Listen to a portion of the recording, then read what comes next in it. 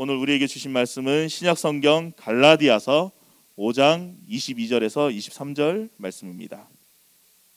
갈라디아서 5장 22절 23절 말씀.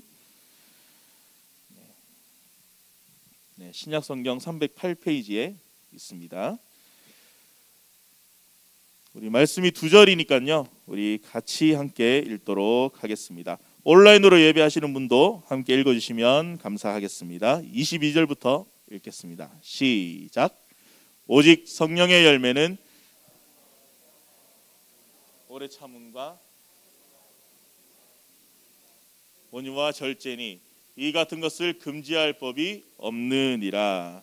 아멘. 네, 오늘 저희들에게 하나님의 말씀을 전해주신 목사님을 소개해드리겠습니다. 많은 성도님들께서 이미 알고 계실 텐데 우리 큰수플레 소장으로 섬기고 계시는 이평강 목사님이십니다. 우리 목사님께서 이제 나오실 텐데요, 목사님 귀한 말씀으로 섬겨주셔서 감사합니다 라는 마음을 담아 우리 시간 박수로 함께 환영하도록 하겠습니다.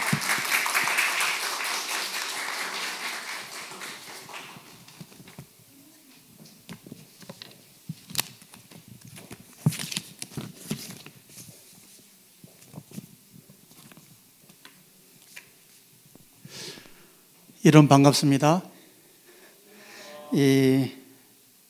우리가 서로 얼굴을 대면하고 우리의 눈을 보고 시선을 마주하면서 같이 예배드리고 또 같이 이렇게 교제를 하는 게 사실은 그게 공동체인데, 오늘 이렇게 서로가 코로나 때문에 눈을 가리고 모든 걸 가른 상태에 우리가 있다 보니까 사실은 굉장히 불편하고 또 답답하기만 합니다. 그러나 워낙 지금 상황이 안 좋으니까 우리가 서로 또 조심하는 게 좋잖아요. 여러분들 이렇게, 그럼에도 불구하고 이 현장에 나와서 예배하는 여러분들 주의로 축복합니다.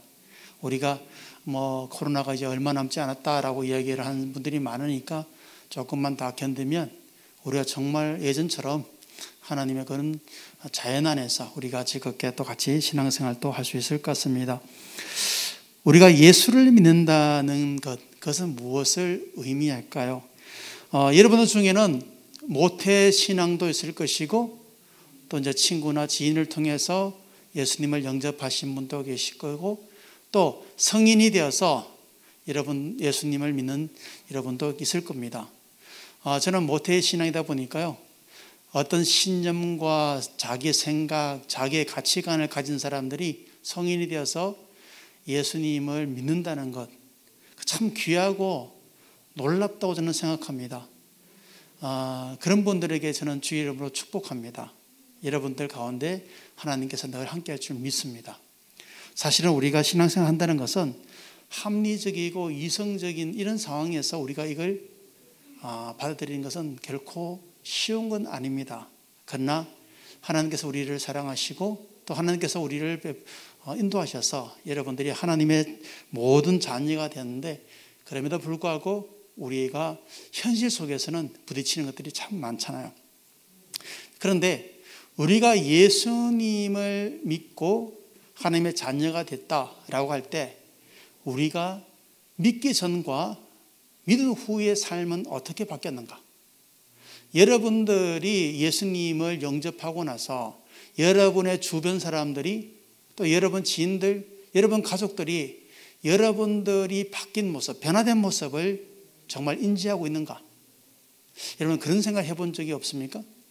여전히 우리는 교회는 다니고 있는데 또 교회 열심히 하고 있는데, 그런데 그 교회 나가는 것 이외에 여러분 우리들에게 변화된 것들을 보지 못한다면 사실은 우리에게 문제가 있지 않을까 생각해 봅니다. 우리가 예수님을 믿기 전에 우리의 상태를 바울은 바로 로마서 5장 12절에 한 사람으로 말미암아 죄가 세상에 들어오고 죄로 말미암아 사망이 들어왔나니 이와 같이 모든 사람이 죄를 지었으므로 사망이 모든 사람들에게 이르렀다고 이야기합니다. 다시 말하면 우리 모두가 다 죄인 중에 있다는 것이죠. 그런데 우리 생명 없는 죄인을 위해서 예수님께서 이 땅에 오셔서 십자가에 못 박혀 돌아가신 것입니다. 그래서 이 부분을 우리가 주 예수를 믿으라 그러면 너와 네 집이 구원을 얻으리라 사도행전 그렇게 말하고 있고, 또 로마 10장 9절에 보면 내가 만일 내 입으로 예수를 주로 시인하며 또 하나님께서 그를 믿는 죽은 자 가운데서 살리신 것을 내 마음에 믿으면 구원을 받으리라. 사람이 마음으로 믿어 의로 이르고 입으로 시인하며 구원에 이르니라. 예수를 믿는다는 것은 생명을 얻는 것입니다. 생명을 얻어서 하나님의 백성으로 거듭나고 사망에 있던 우리의 모습이 생명을 얻은 자의 모습으로 바뀐다는 것이죠. 신분이 완전히 바뀌게 되는 것입니다. 이처럼 신분이 바뀌고 우리가 생명 가운데 회복된 사람이라면 어떨까요? 예수 믿고 나서 그 사람은 변할 수밖에 없겠죠. 예수 믿기 전의 상태에서 예수 믿은 후의 상태는 당연히 변할 수밖에 없습니다. 그런데 우리 현실에서는 어떻습니까? 교회에 다니는 또 신앙생활 하시는 우리 사장님이 회사에서 갑질하거나 온갖 비리 또 부정 이런 것들을 우리는 자주 봅니다. 또 뿐만 아니라 정치하시는 분들 중에 기독교인들 그러나 그는 비리에 연루되어서 감옥 가는 것도 우리는 보게 됩니다. 우리 주변에 이렇게 허다한 일들이 많습니다. 심지어는 내 주변에 있는 사람이 내가 예수를 믿음에도 불구하고 나에 대한 평가가 좋지 않게 나타나는 것도 우리는 간혹 보게 됩니다. 이렇게 우리가 예수를 믿음에도 불구하고 여전히 옛날 상태로 있는 우리의 모습, 심지어는 교회에서 성도들이 서로 치고받고 싸우는 모습, 쪼개지고 분열되는 모습, 이게 우리 안에 얼마나 많이 나타나고 있냐는 것이죠.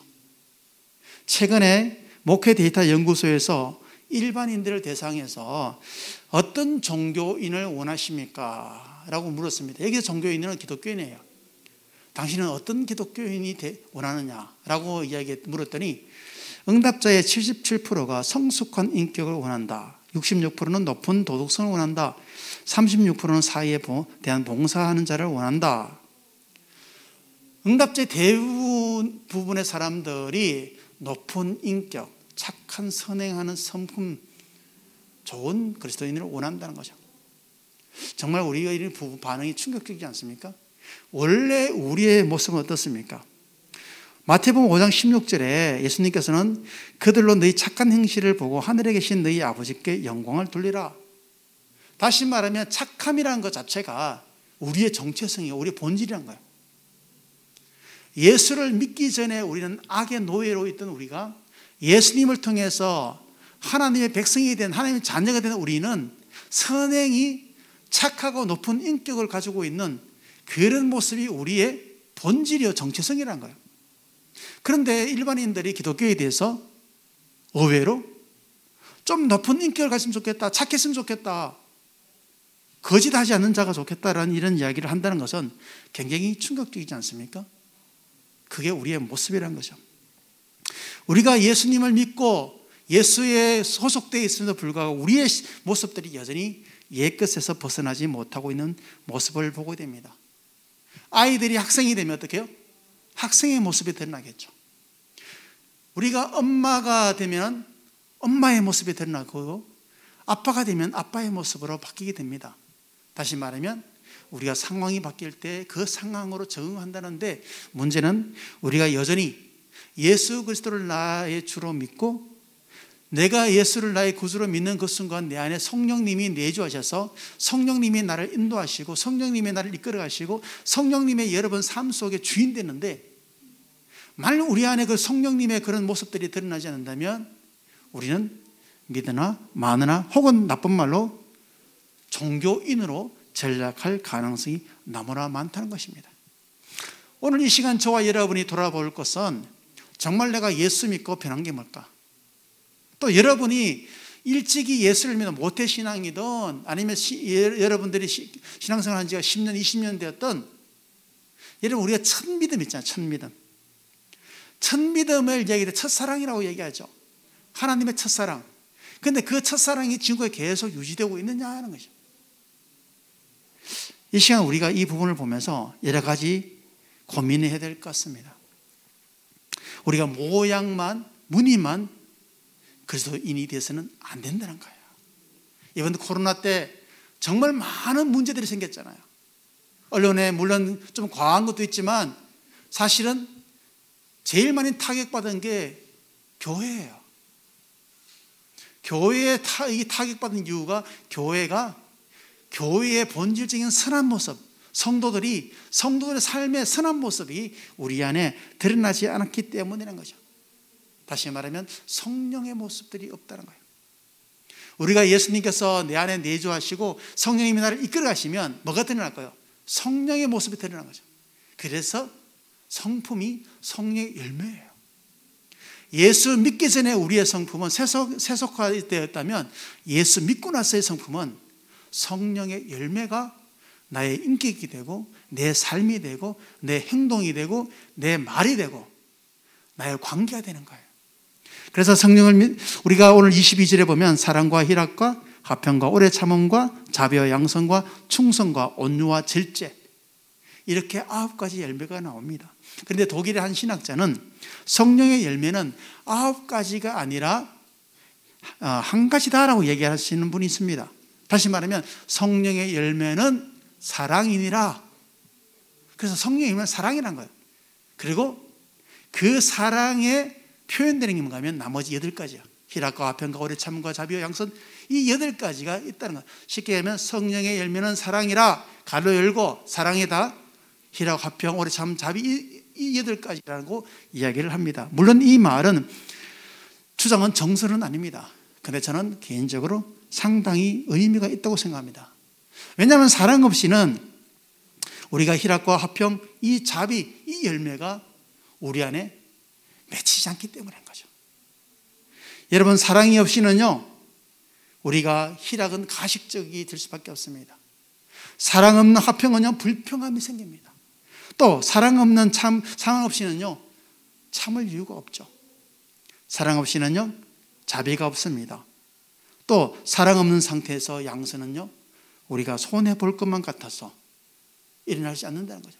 이렇게 사랑 없이는 이런 성령의 열매가 드러나지 않습니다. 왜냐하면 사랑은 하나님의 본질이기 때문입니다. 하나님은 사랑이시기 때문입니다. 그래서 요한 1서 4장 7절에서 8절에 보면 사랑하는 자들아 우리가 서로 사랑하자. 사랑은 하나님께 속한 것이니 사랑한 자마다 하나님으로부터 나서 하나님을 알고 사랑하지 않는 자는 하나님을 알지 못하니 이는 하나님은 사랑이시니라. 우리가 하나님의 자녀된 우리는 우리의 인격과 성품의 제1순위가 사랑이 되어야 한다는 거죠.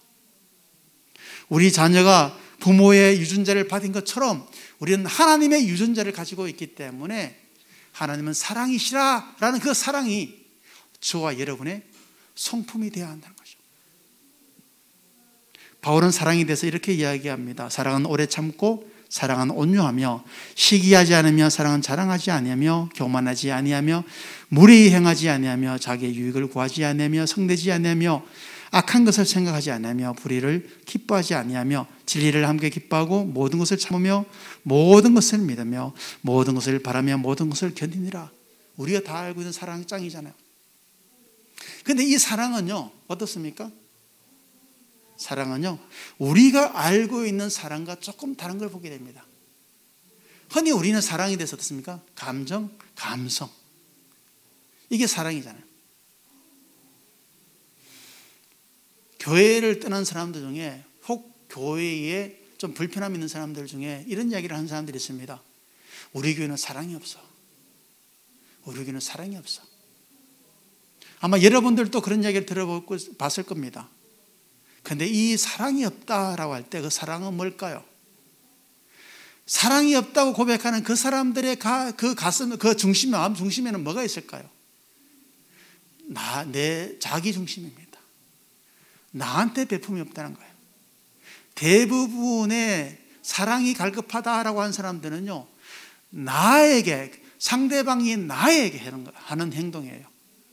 내가 그 사람에게 하는 행동이 아니라 모든 사람들이 나 중심으로 돌아가는 거죠. 그 사람들의 특징이 사랑이 없다라는 거예요. 그런데 바울이 오늘 이야기했던 이 사랑장애는 나 중심적인 사랑입니까? 아니에요. 성경에서 말한 사랑은 나 중심적입니까? 아니에요. 오히려 성경에서 말하는 사랑은요, 예수님을 따라가는 십자가의 길이에요. 우리에게 사랑은요, 나 안에서 베풀어지는 것들이 아니라 내가 예수를 닮아가며 그렇게 살아가는 내 일상이 사랑이에요. 그래서 여러분, 우리 교회 사랑이 없다라고 혹시 여러분 그런 느낀다면 여러분 자신 안에 사랑이 사라졌다는 거예요. 사랑은 감정이 아닙니다. 사랑은요, 고통입니다. 사랑은요, 자기를 십자가에 못 박는 거예요. 그래서 우리는요, 성령의 열매의 가장 첫 번째가 사랑이 나온 것은 바로 예수님의, 하나님의 그 본질, 그 모습이 아들된 우리에게 유전자로 나타나 있다는 것을 설명하고 있습니다. 그리고 성령의 열매의 두 번째는요, 희락입니다. 기쁨을 나타내는 이 희락은요, 모든 상황 속에서도 기뻐하며 즐거워하며 범사에 감사하는 마음이에요. 우리 안에 기쁨이 없습니까? 근심만 있습니까? 미움은 근심을 사게 하지만 기쁨은요, 모든 사람들에게 즐겁게 하며 그 마음을 풍요롭게 하고 있습니다. 기쁨은 어디서 나올까요? 자기 겸손함에서 나옵니다. 기쁨은요, 항상 주 안에 있을 때 나타나는 거예요. 그래서 빌립보서 4장 4절에 주 안에서 항상 기뻐하라. 내가 다시 말하노니 기뻐하라. 자, 명령이에요. 명령형. 뭡니까? 수동적이 아니라 능동적으로 내가 발산하는 거예요. 우리가 기쁨할 때 웃음 치료사 있잖아요. 그래서 그 프로그램 보면 억지로 막 웃는 거 있잖아요. 여러분, 기쁨은요, 이렇게 가만히 있는 것이 아니라 작은 것 하나에서도 내가 기뻐하는 거예요. 오늘 아침에 내가 식사를 했으면 그 식사는 밥 먹은 것으로 인해 기뻐한 거예요. 내가 여러분들이 오늘 교회 올 때 여러분 사고 나지 않고 이렇게 이 자리에 앉는 것 자체가 기쁜 거예요.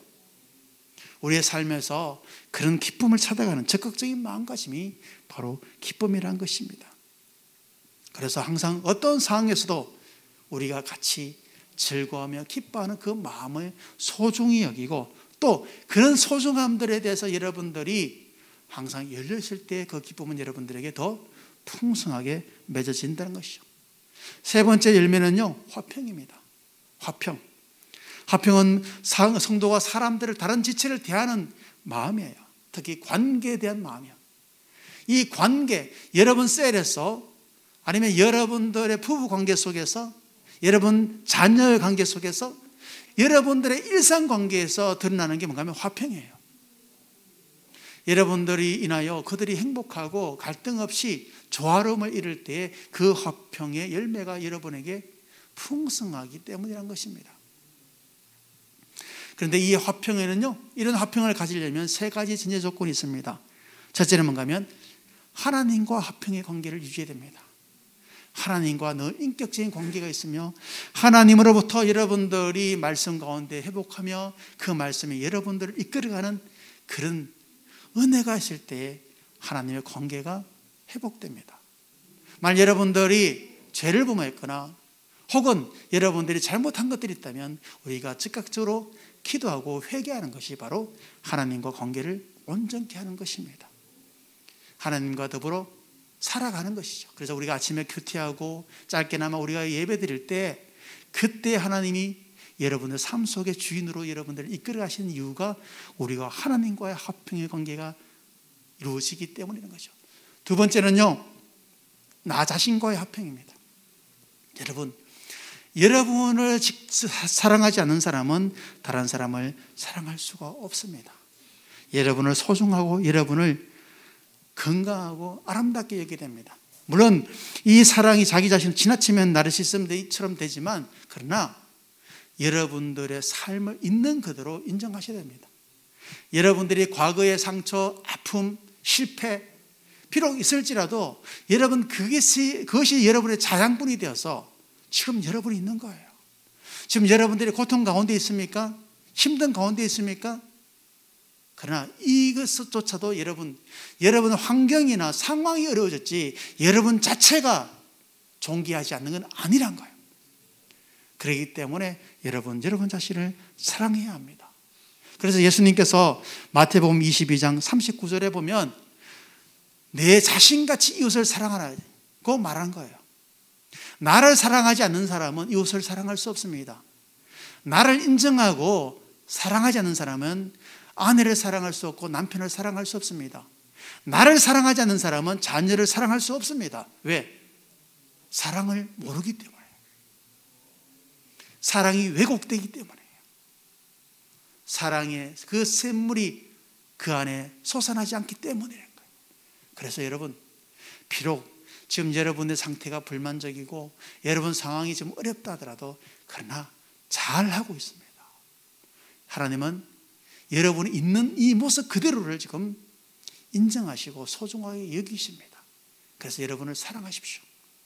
그리고 세 번째는요, 이웃과의 화평입니다. 내 주변 사람들과의 좋은 친교의 관계를 맺으셔야 됩니다. 그들과 관계가 좋고 그들에게 영향력을 끼치고 그들을 섬기는 사람, 또 좋은 여러분 지인이나 친구들하고 좋은 관계를 맺어가는 화평의 관계를 잇는 사람들이 바로 여러분 하나님과 화평, 나 자신과 화평, 이웃과 화평, 다시 말하면 성령의 그 화평의 열매가 여러분 안에 가득히 채워진다는 것이죠. 그리고 네 번째 성품은 오래 참음입니다. 오래 참음은 고통을 견디는 긴 과정에 조급하지 않는 마음이에요. 지금 우리는 코로나는 긴 시간을 지나고 있습니다. 힘듭니다. 그러나 조급하지 않고 견디는 것, 그 자체가 바로 오래 참음이죠. 그래서 이 오래 참음은요, 하나님에 대한 신뢰가 있을 때 가능한 겁니다. 하나님에 대한 신뢰가 없으면 여러분 오래 참을 수가 없어요. 참을 힘이 안 생겨요. 하나님에 대한 신뢰를 우리가 가지고 기다리고 인내할 때 하나님 여러분을 축복하십니다. 그런데 문제는 여러분, 우리가 가려면 내가 진짜 꽉 참다가 갑자기 폭발하는 사람이 있죠. 그러면 그런 이야기합니다. 내가 얼마나 참은 줄 아세요? 내가 이게 한두 번도 아니고 도저히 내가 이제는 못 참겠습니다 라고 해서 폭발한 사람이 있잖아요. 그 사람은 참은 게 아니라 지금까지 묻어둔 거예요. 덮어둔 거예요. 반드시 폭발하게 되어 있습니다. 여러분, 오래 참으면요 뒤끝이 없습니다. 오래 참으면 하나님의 그 사랑 안에서 오히려 하나님을 신뢰하기 때문에 고난이 아니라 기쁨으로 바뀐다는 거예요. 그것을 여러분 손해라고 생각하지 마십시오. 왜냐하면 오래 참을 통해서 하나님은 하나님의 일하심이 그 안에서 일어나기 때문이죠.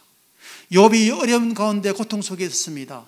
그러나 그는 견디고 견뎌 하나님의 놀라운 축복을 받게 된 걸 보게 됩니다. 사랑하는 성도 여러분, 우리가 여러분들이 지금 살아가고 있는 우리 환경 속에, 또 이 코로나 속에서 여러분 경제적으로나 상황적으로 많은 것들이 힘듭니다. 이럴 때일수록 여러분 하나님을 신뢰하십시오. 그리고 하나님께서 여러분들을 축복하실 것이라는 그 믿음을 여러분 흔들리지 마십시오. 이게 바로 긴 과정, 하나님과 여정하는 긴 과정에서 나온 열매예요. 그래서 여러분 안에서 하나님이 여러분들을 새로운 길로, 또 하나님의 계획한 길로 여러분이 인도하신다는 그 자체를 믿으시고, 그 믿음이 여러분의 그 오래 참음의 긴 여정이 되기를 주의 이름으로 축복합니다. 그리고 우리가 다섯 번째는요, 열매는 자비입니다. 자비는 남을 긍휼하게 여기는 하나님 그리스도인의 성품 중에 하나입니다. 이것은 가식이 없습니다. 이것은 모든 사람들에게 하나님의 마음을 나누는 그런 선한 마음이에요. 그리고 그 자비는 바로 하나님의 전형적인 모습이죠. 자비의 성품은요, 상대방의 아픔과 고통, 심지어는 즐거움까지 공감하고 같이 눈높이를 맞추는 게 바로 자비예요. 여러분 주변에 정말 고통받는 사람이 있습니까? 그들에게 그들과 공감하고 그들의 아픔에 함께 참여하는 게 자비로운 마음입니다. 또한 자비는요, 여러분 친절한 말 한마디입니다. 여러분 세르본들에게, 여러분 주변 사람들에게 그렇게 베푸는 친절한 말 한마디가 하나님의 마음이 그 안에 전달되는 거예요. 그게 바로 자비로움이죠. 그래서 자비는요, 가식적인 친절이 아니라 우리가 어디에 영업소라든지 마케팅 쪽에 있는 사람들 좀 목소리가 뭐 어떻습니다 뭐 친절하게 얘기하죠. 그거는요 영업을 위한 전략이고요. 성도는 전략이 아니라 뭡니까? 성품이 되는 거예요. 그게 하나님이 우리에게 주신 것이죠. 여섯 번째의 성령의 열매는요 양선입니다. 양선은요 착한 마음이에요. 착한 마음으로 남에게 양보하고 배려하고 상대방을 무시하지 않는 성품이에요. 배려하는 거예요. 지체가 조금이라도 부족할지라도 그 사람에게 나누어주고 기다려주는 거예요. 그리고 그 사람에게 좋은 영향력을 끼치는 게 바로 우리의 양선입니다. 에베소서 5장 9절에 보면 빛의 열매는 모든 착함과 의로움과 진실함을 있다고 이렇게 이야기합니다. 여러분들은 주변의 사람들에게 얼마나 착하고 그들 칭찬하고 격려하는 말을 자주 하십니까? 여러분 남편을, 여러분 아내를 칭찬하고 격려하는 말을, 또 여러분 자녀를 칭찬하고 격려하는 말을 얼마나 자주 하십니까? 대부분 보면요 자녀들에게는 칭찬을 잘합니다. 그죠? 조금만 얘기하더라도 칭찬을 잘합니다. 근데 여러분 남편을 칭찬해 본 적이 있습니까? 아내를 칭찬해 본 적이 있습니까? 사실은 시간이 지나면 우리는 이것을 무의미하다고 생각합니다. 심지어는 극단적으로는요 그러면 교만해진다는 착각을 합니다. 아니에요. 우리는 항상 칭찬과 격려를 해야 됩니다. 자, 그런데 여기에 칭찬과 격려를 같이 가야 돼요. 칭찬하면 어떤 줄 아세요? 우리 아들이 100점 맞았습니다. 와, 칭찬 잘했죠? 그럼 이 아이는요 100점에 노리져 걸립니다. 90점 맞으면 혼날 것 같은 거예요.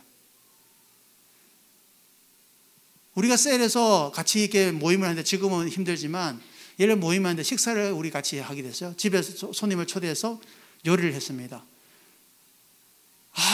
지사님 정말 맛있어요. 와, 진짜 맛있어요. 칭찬하죠.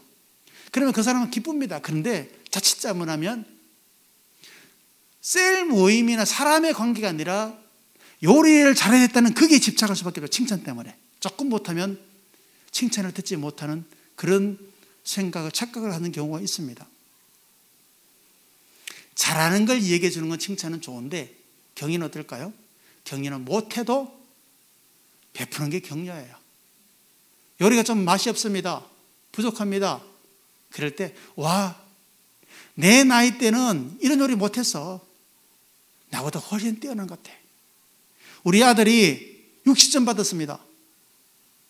야, 너 나보다 나아. 아빠는 그때 50점 맞았어. 뭡니까? 우리가 칭찬도 잘해야 되지만 격려라는 것들을 통해서 오히려 그 사람 마음을 더 성장시키는, 성숙하게 하는 마음들이 있습니다. 이게 뭡니까? 양선이에요. 착함이에요. 여러분 자녀를 그렇게 칭찬과 격려로 축복하시고, 여러분의 아내를, 여러분 남편을 칭찬과 격려로 축복하시고, 여러분 셀원들끼리 서로 격려와 칭찬으로 축복하십시오. 이것이 여러분들의 삶의 습관이 되면 이제 주변 사람들에게 칭찬하고 격려하는 게 너무 쉽습니다. 그 열매가 여러분 드러난다는 거죠. 그리고 7번째 열매는 충성입니다.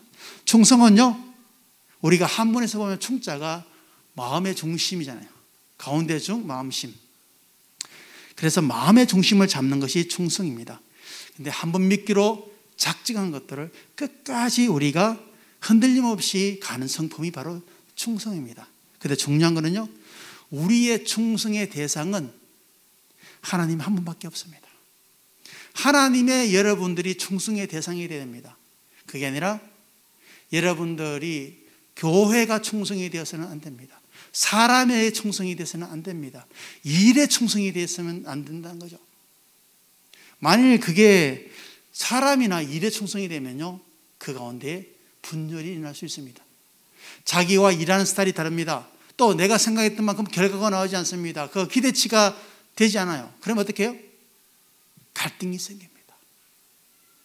내가 기대했는데, 내가 우리 교회에 이런 일들이 있기를 내가 충성했는데 어떻게? 자기 기대치에 못 미치면요 실망하거나 그 실망이 결국은 다른 사람을 공격하거나 그 안에 갈등을 초래한다는 거예요. 여러분, 교회에 너무 충성하지 마십시오. 사역에 너무 충성하지 마십시오. 여러분을 지치게 할 겁니다. 그러나 하나님께 충성하십시오. 여러분 마음 중심에 하나님이 있다면 여러분은 흔들지 않습니다. 이 충성에는 후회가 없기 때문에요.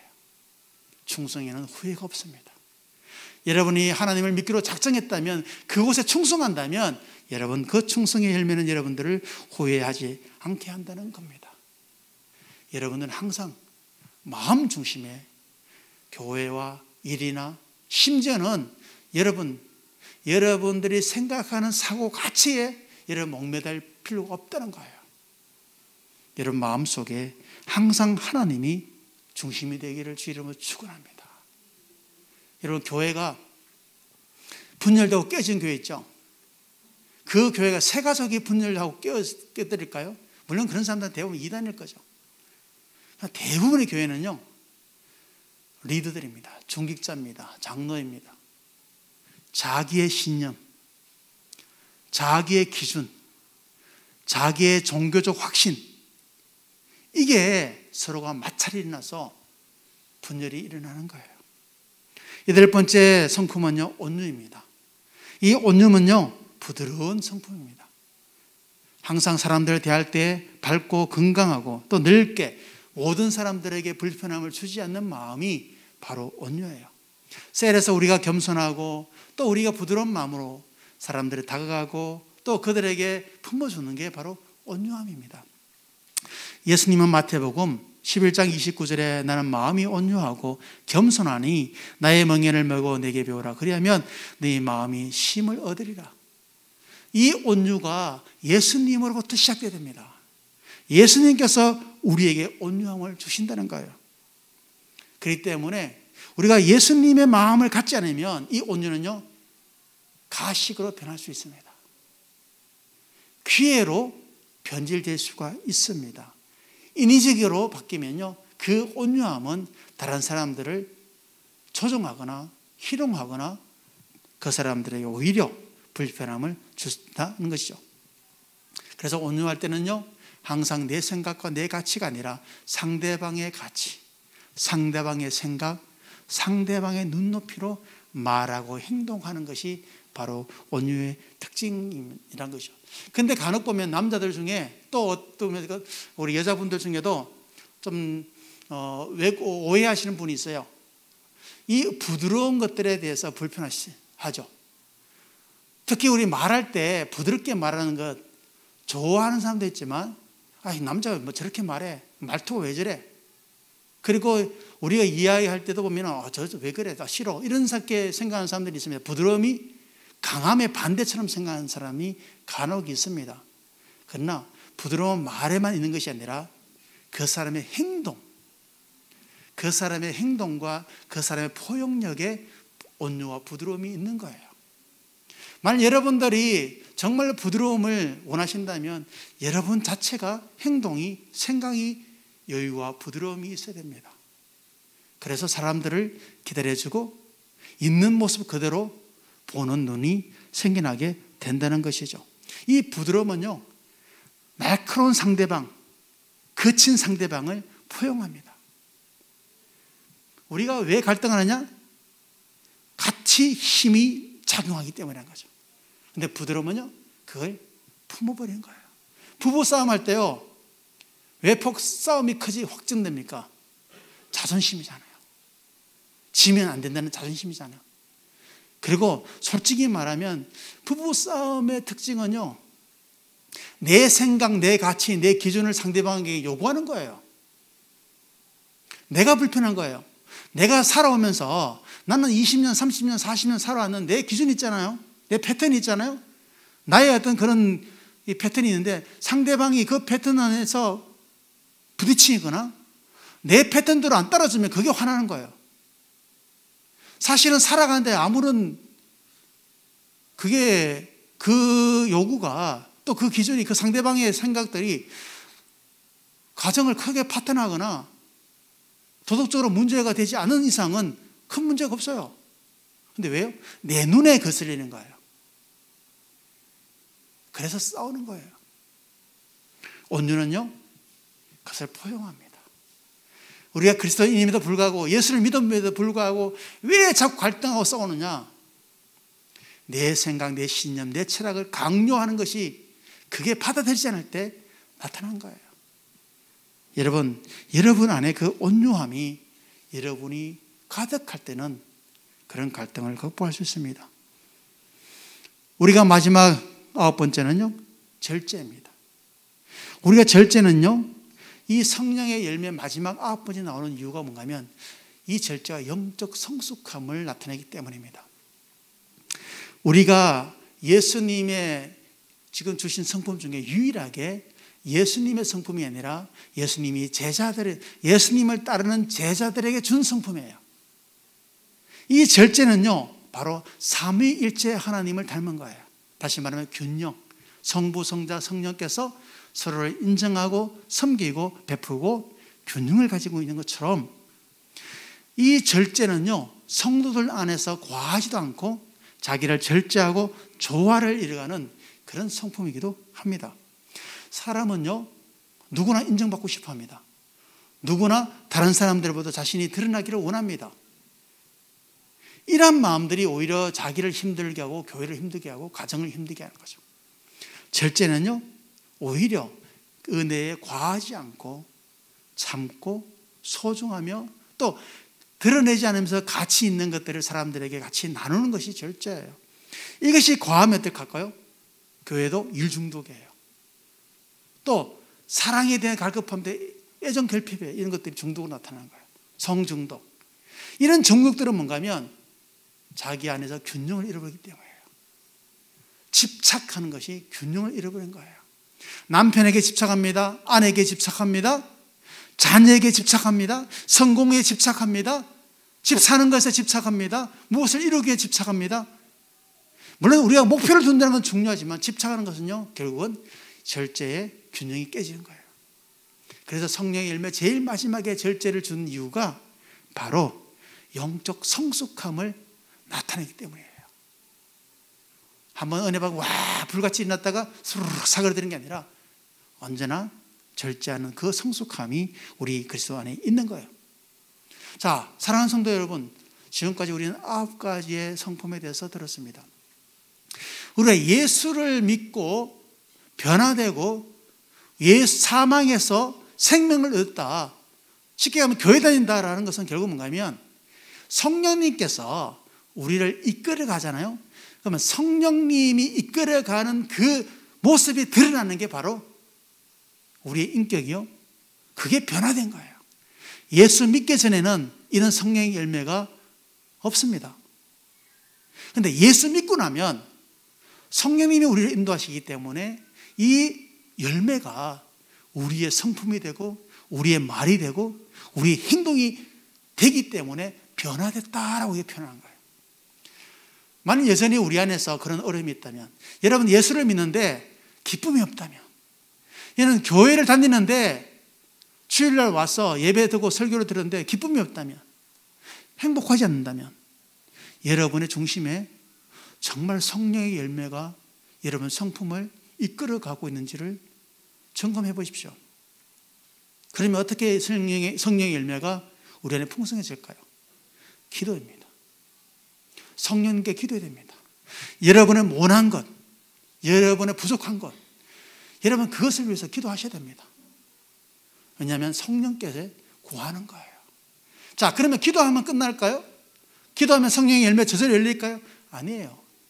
여러분 삶에서, 여러분 상황 속에서 실천하셔야 됩니다. 다시 말하면 훈련하셔야 돼요. 처음은 힘들 겁니다. 잘 안 될 거예요.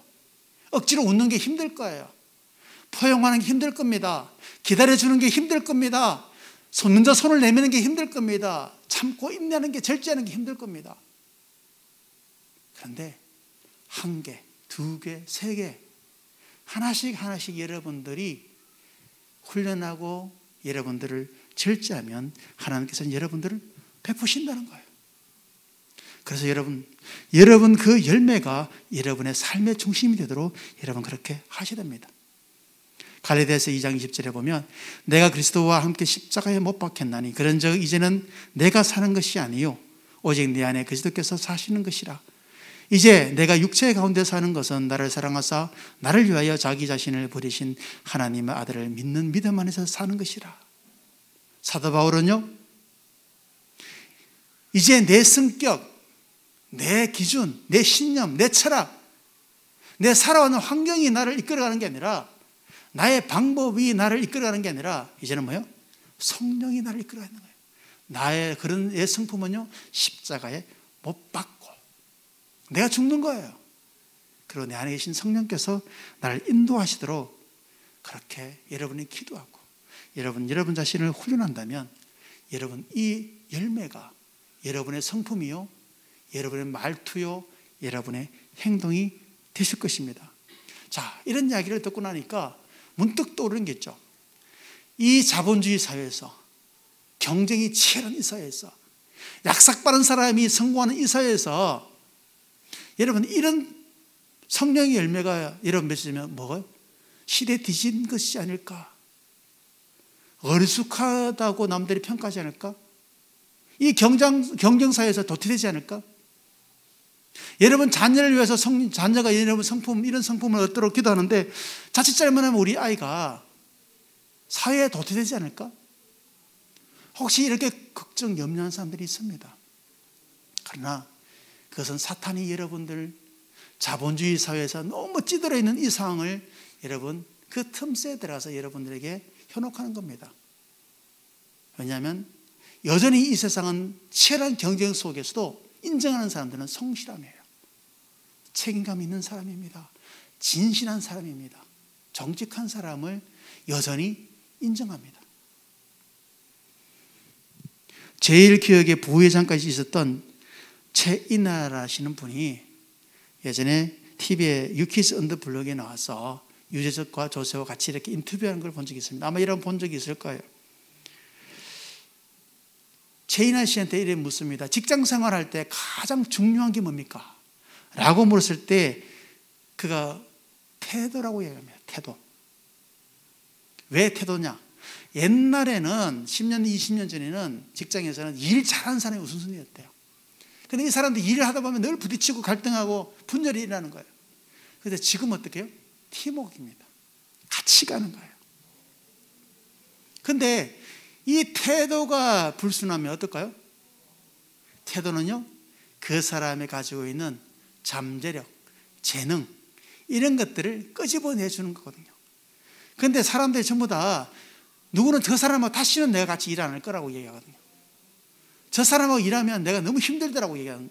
그러면 그 사람은 그 사람이 가지고 있는 재능에 나타나지 않는 거예요. 기회가 상실되는 거예요. 도태되는 겁니다. 인정해주지 않습니다. 이처럼 세상에서도 그 경쟁 속에서도 가장 소중하게 여기는 게 태도인 것처럼 우리가 이 경쟁력 심한 왜곡된 이 자본주의 사회, 야생적 자본주의라 하잖아요. 이 자본주의 속에서 여전히 우리가 가장 중요한 가치는요, 성실함, 그의 모습입니다. 사랑하는 성도 여러분, 일시적으로 여러분들이 도태되고 바보처럼 보일지 몰라도 원래 그리스도인들이 바보예요. 원래 예수님을 따르는 자들이 바보예요. 예수님은 바보예요. 왜? 세상인 기준으로 보면. 그러나 결국은 세상은요, 이 바보스러운 사람들을 통해서 변화되고 그것이 회복됩니다. 여러분 자녀가 공부 잘하고 못하고 그것도 중요하지만 더 중요한 거는요, 그의 성품이 진솔하냐. 사실은 그게 제일 중요합니다. 여러분 자녀를 위해 기도할 때 이 성령의 열매가 이 아이의 삶이 되게 하시고 인격이 되게 하십시오. 그러기 위해서는요, 여러분이 자녀의 거울입니다. 부부가 먼저 이 성품을 회복하도록 기도하고 또 하나씩 훈련하십시오. 그렇게 된다면요, 여러분들 가정은 예수 그리스도께서 여러분들을 이끌어가는 가정이 될 겁니다. 여러분의 자녀는요, 예수님께서 그 성숙함을 통해서 세우시고 또 세상의 빛과 소금이 되는 그런 은혜가 여러분 가운데 분명히 넘칠 것입니다. 지금 당장은 약삭 빠른 사람이 성공할 수 있지만, 그러나 이 땅은요, 하나님이 여전히 경영하시고 여전히 이끌어 가시기 때문에 하나님의 뜻을 따르는, 하나님께 순종하는 예수님의 제자가 이 땅을 밝히는 것입니다. 여러분 가정과 또 여러분의 가정과 자녀들과 여러분 사업장, 여러분 모든 사람들 안에 여러분들이 정말 그 빛과 소금으로서 여러분의 그 성품과 인격, 변화된 모습이 여러분 세상을 바꾸기를 주의 이름으로 축복합니다. 우리 한번 기도하겠습니다. 하나님, 여전히 세상은 각박하고 코로나로 인하여 정말 힘든 상황 시절이지만, 그러나 아직까지 희망이 있는 것은 주님께서 이 땅을 다스리고 있다는 사실입니다. 우리 가정이 힘들고 사업장이 힘들고 우리 일터가 힘들지만, 그럼에도 불구하고 이 땅에 하나님이 경영하시기 때문에 반드시 새로운 날이 있을 줄 믿습니다. 그리고 그때까지 우리의 성품과 우리의 인격이, 우리의 빛과 소금된 모습이 세상을 밝히고 세상에 희망을 주는 모습으로 우리가 드러날 줄 믿습니다. 오늘 이 말씀을 듣는 우리 사랑하는 모든 성도들 위해 하나님 변화된 모습, 즉 예수님을 닮아가는 모습, 성령의 열매가 우리의 인격과 삶이 되도록, 성품이 되도록 축복하여 주시옵소서. 모든 가정 위에 하나님께서 함께해 주시고, 특별히 우리 자녀들에게 세상의 빛으로, 세상의 밝음으로 세상을 밝히는 귀한 자들이 되도록 축복하여 주시옵소서. 그렇게 일하실 하나님을 찬양하며 모든 말씀 예수님 이름으로 기도했습니다.